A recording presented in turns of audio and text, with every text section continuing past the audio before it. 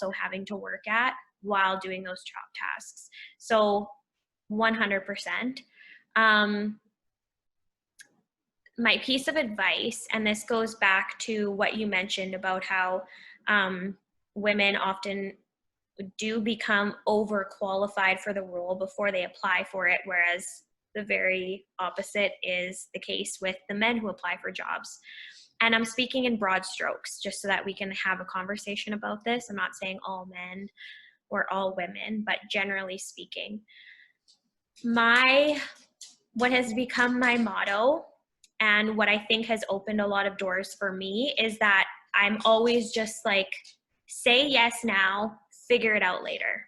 So there will be opportunities that come my way, different options maybe that I seek out myself, and then the person's like, okay, like we'll give you a shot at this, that I am in no way 100% knowledgeable in, or know all of the steps and all of the sub-steps that need to be done in order to get from the beginning point to the point of completion.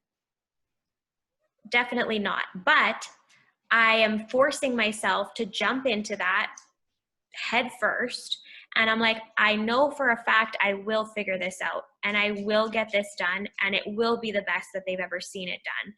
If I waited until I felt completely comfortable embarking on that adventure, I would never do anything, because I would always think, no, I can be better at this, or I need to learn more about that. And I would never feel completely ready to say, okay, I know everything there is to know about this, so I'm the person for the job, right? It's never going to happen. So I've made myself face things that are scary and just be like, no, instead of turning away from this, I'm going to run headfirst into it. And I just always tell myself, something comes up, say yes now, figure it out later. You will figure it out, but don't be the one who says no to yourself. There will be so many people who can do that for you. Don't opt out. Give it a go. Always. That would be my advice to every woman in every field. That's excellent advice. Definitely. Like, well, we've all heard of that curve, right? Where it's like, when you first learn about something, you think you know a lot, but then after Yeah. that, like, one initial bump, then the more you know, the less you think you know.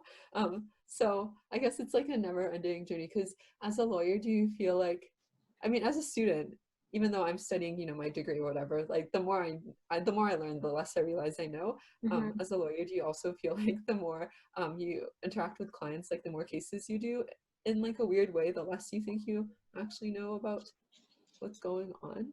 Yes and no. So like I'm a litigator, so I'm in the courtroom all the time. And so there is the law being like the case law and the legislation, but then there's also procedure. And there's a different procedure for criminal law, civil law, and family law. And so dependent on the courtroom that you're in or the type of law that you're practicing, there's procedure for that when you're going through a case. Procedurally, I feel more comfortable the more that I do. But with the law, and I'm sure like many other practices, different areas that I just don't know enough about, that I can't speak to, so I'll stick with the law. It's constantly changing. So even if you got to a point where you're like, I know everything there is to know about, I don't know, bankruptcy, which is like definitely not the case. I stay as far away from that stuff as possible. The law is always changing. And so you can know everything one day and then the next day you could know nothing.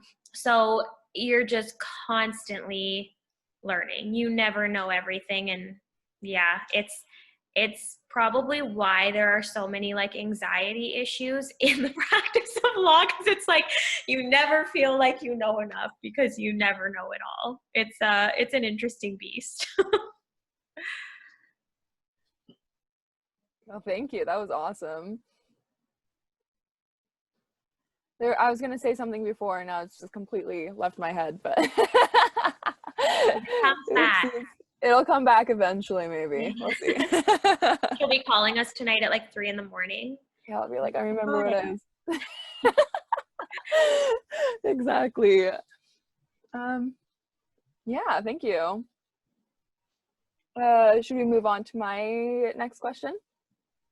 Okay, so the COVID-19 pandemic is spoken frequently as an incredibly strange time in our history, with the virus killing thousands and keeping people inside their homes. However, since it has started, there have been many changes to our society, including Black Lives Matter protests, the ozone layer healing itself, and citizens who were used to not having their voices heard are finding their voices on social media.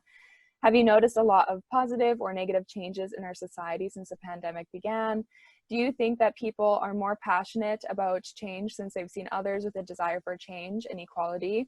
Or do you think they always had that passion but did not find their voice before? Do you think this change will continue? Okay. I have definitely viewed, obviously, the circumstances as to why this is all happening is terrible. And we wish that COVID didn't exist, and hopefully we can navigate this in a way that causes a lot less loss for everybody. But speaking strictly to how it has impacted everything, what I have really loved is that everyone's hands have been forced to do things in a new way. So we got to a point where we realized, okay, we have to carry on as best as we can because the world has continued to turn and things are happening, and we need to keep things as operational as possible. And one of my biggest pet peeves is when you ask somebody, why do you do it this way? Or why is this how it's done? And their answer is, oh, because that's how it's always been done. I hate that. It irks me to my core because that's not a good reason to do something a certain way, right? Like that's hedging off like innovation and creativity and just being more efficient potentially, or being more accessible, right? Like maybe if we did it in a different way, more people could participate. So the fact that COVID has forced everyone to do so many things differently has been the best thing ever. And I'm like, see, we don't have to keep doing it the same way because that's how it's always been done. We can be more open to technology and whatever. Just we've been forced to get more creative and more innovative with how we go about our day to day, which I think is great. I think it is so, so, so great. I love it. And the way that I see it show itself most often because of what I do is the court system, right? How that's operating. So, oh man, fax machines were still very much a thing before COVID and still are. Like, we're in the dinosaur ages, right? Dealing with fax machines. And we've had like email accounts be open so that people can email things instead of fax them, because who has a fax machine at home and stuff like that. But also the coolest thing is that before, an accused would have to be physically present in the courtroom for certain things to happen. And if they weren't physically present in the courtroom, they could get in a lot of trouble for failing to attend court, which can lead to further criminal charges and like as the cycle goes, right?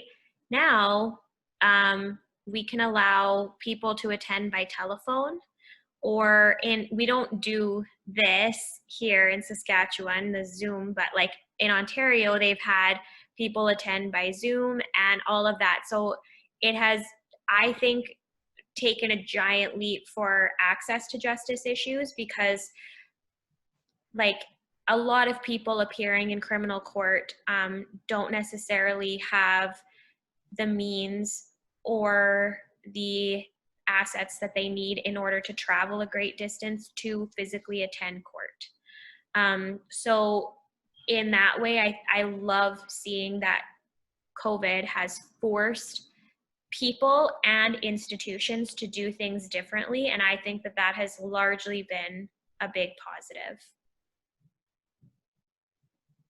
Yeah, that's great. Do you think these changes will continue after COVID? Like people have gotten used to this change and that they will continue to be comfortable with technology and kind of speak their minds more about it? I definitely hope that we're able to keep the good things that this has brought, and that we can, you know, bring back the things that we miss and that we wish we still had and that were really positive, but also keep the positives from this experience. The only thing that gives me hesitation and pause to say that I truly believe that that's going to happen is the amount of times every single day that I hear people say, oh, I can't wait till things go back to normal. Right? So Yeah. I don't know. I don't know what'll stick around. I hope that we don't go back to exactly how things were before, because I don't believe that that was necessarily the best way to be doing things. I hope we can take the best of before, the best of current, and move it into a new normal. Yeah, totally. Yeah. If Well, I got to make the decisions, that's how it would be. But yeah. I We'll don't. keep our fingers crossed. Yeah. We'll see what happens. Yeah. Okay. Wonderful. Thank you. Okay. Yeah. I wanted to add to that too, because like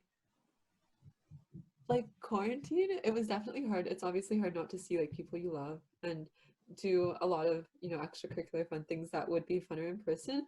But like even learning online, there's been a lot of pros. Like you don't have to take the bus every day. I love that. Like just like the commuting time that you save. I don't know, there's so many things that like I was surprised that I would enjoy so much and I didn't realize didn't need to be done a certain way. So you're absolutely right. Other than like grandma's cooking, a lot of things don't have to always be that way just because you want it to be that way. Totally. Um, The commuting is huge. I remember when I was in undergrad, I added up at one point in time the amount of time I was spending on the bus. And thank you, City of Saskatoon, for like making large strides since that point in time in our transit system. I know it's better now, but at that point in time, I was like, I'm spending a lot of time on the bus. Like, let me see just how much time. And I was spending over 40 hours a month on the bus. And I'm like, that's a full work week. It's a lot of time to be spending on commuting. So yeah, that's Wow. huge. It's like, what can we do with that time? That's yeah, incredible. Hey. I did that too actually. I calculated and I was also spending around like not 40 hours on the bus, but like 40 hours commuting because you have to like walk to the bus station and then all this other stuff too. Like if the bus is full when you get there, then you wait for the next one. Ugh, Stuff yeah. like that. So definitely I've realized how much time it takes too and like motion sickness can't really read on the bus. So it's always Oh, a fun time. I just the bus and I were just not friends because like I live okay, actually this is not about me. I mean this is not about me. My transit struggles are like I swear if I went to like a psychotherapist, I think like what they would find deep inside is like my hatred towards the lack of accessible public transit just because like I live in a certain like place on the route where like the bus always is full and then I have to wait for like another 30 minutes, but it's not about me. but know that you were heard. We acknowledge what you're feeling. Thank you Exactly. for female empowerment and you were just like a little rat and embedded into it. Okay, let's do the next question. Wait, did I do it? Okay. The USask The USask Menstrual Project is a club dedicated to raising awareness and funds for period poverty in underserved communities. At least a quarter of the female population have had to give up something else in their budget to afford menstrual products. What are some ways to destigmatize this topic of menstruation, and why do you think it's important that we do?